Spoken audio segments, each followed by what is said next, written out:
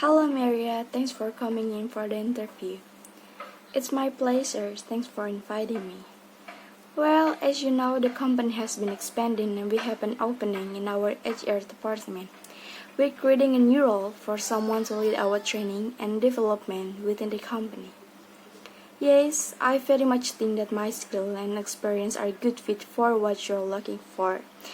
That sounds great. So your CV looks strong. Thought it would be good if you could give us an overview, in your own words, of what you've been doing over the past 4 years or so. Well, in my first job, 4 years ago, I was working for a small HR service provider which offered HR service, including L&D, to corporate clients.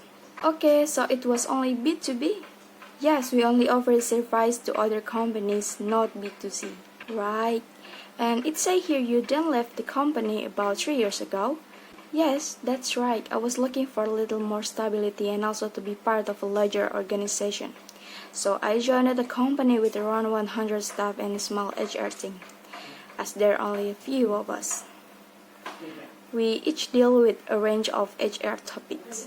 In addition to payroll, one of the areas I was responsible for was learning and development. I see. And so why do you want to change jobs now?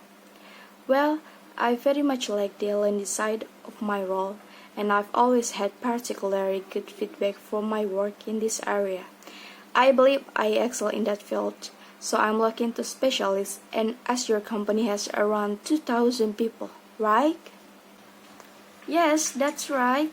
Well, an organization of this size would give me the scope to specialize in L&D. I'm also a big follower of your brand and feel fully aligned with your image and values. Well, that all sounds great, and I can see you have an L&D qualification. Yes, I got a diploma 2 years ago.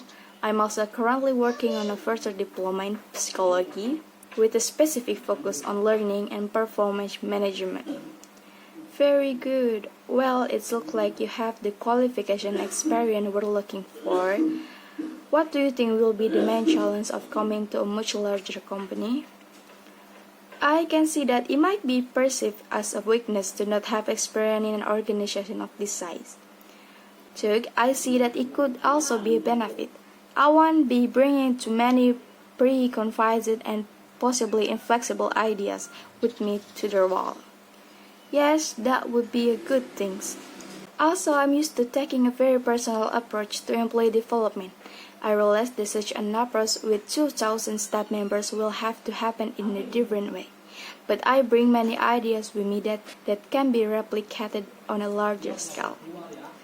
I see what you mean, right? So do you have any question for me? I think we've covered many of the areas I had wanted to address. I have two quick questions though. Go on. Who would I mostly work with on a daily basis? Well, there's the HR manager who you would report to. And then the HR team, which currently has 6 people in it, there's usually an intern or 2 who you can get some support from also. Okay, thanks. That's all really clear. And my other question is how performance in this role will be measured. What does success look like? That's a good question. As you know, we have a performance management system in place, and from that, we have identified some learning and development needs within the organization, but we haven't defined a strategy. Your role would be to devise and then successfully implement this strategy. Thank you, that sounds great. Great. So thanks again for coming in today. We'll be discussing our candidates next week, and then I'll get back to you by the end of the next week to let you know the outcome. Thank you for your time. I'd welcome the opportunity to continue discussing this role with you.